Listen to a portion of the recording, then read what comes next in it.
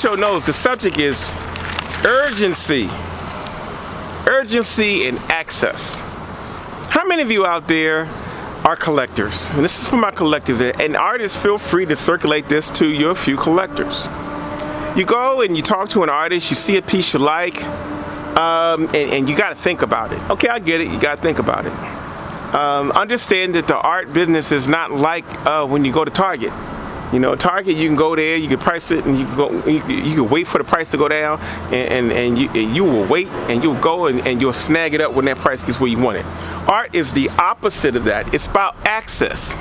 So if you come to a studio show or come to a show and an artist got a small piece there and it's a pencil drawing or a sketch, it's something rare. It's something you haven't seen from this artist. That's what I would be leaning towards purchasing. I won't be buying it because I like it. Because see what happens is that you all start buying what you like first. And then you branch off and you start doing the collector thing. You start buying pieces that are limited editions, and then you start honing your eye. You start looking for specific things. But understand it's all about urgency and access. If you come to a show and you see a piece and it's doing something with your spirit, move. Don't wait. Also, don't crack a deal with an artist for a piece.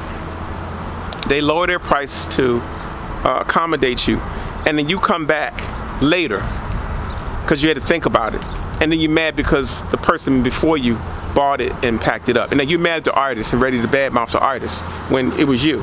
You should have, once they negotiated it, you should have closed the sale. When was the last time you went to a car dealership and you found a car you wanted and they knocked off $1,000 and you went home and thought about it and came back the next day and say, okay, are you still going to honor the $1,000? No, you closed the deal then. The incentive is made for the close then. When the artist makes an adjustment to the prices for then, it's about urgency, it's about access.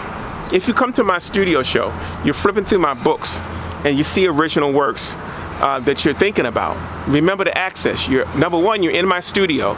You're watching pieces that the galleries will never see. If a gallery has 10 of my pieces, the likelihood of them having pieces that are in my portfolio are very, very slim. So that's an access thing. You're in my studio, you have access. The prices are probably less before I tack and frame it and get it to the dealer. So that's a prime space for you to pounce on a price. So when you visit artist studios and studio shows, that's a great place to buy pieces, but you gotta be alert. It's about access, it's about urgency. Close the deal. Take advantage of what's being exposed to you. I hope this helps you when you're trying to sell, because I love that moment when somebody come to my show and they look at it and they say they're coming back, and then while they go walking around, another customer walk up and they see the piece and they buy it. And then when the person circle back around to see if the piece is there, they frown up at me. No, it's a confirmation. You should have moved. You had urgency, you had opportunity, that moment.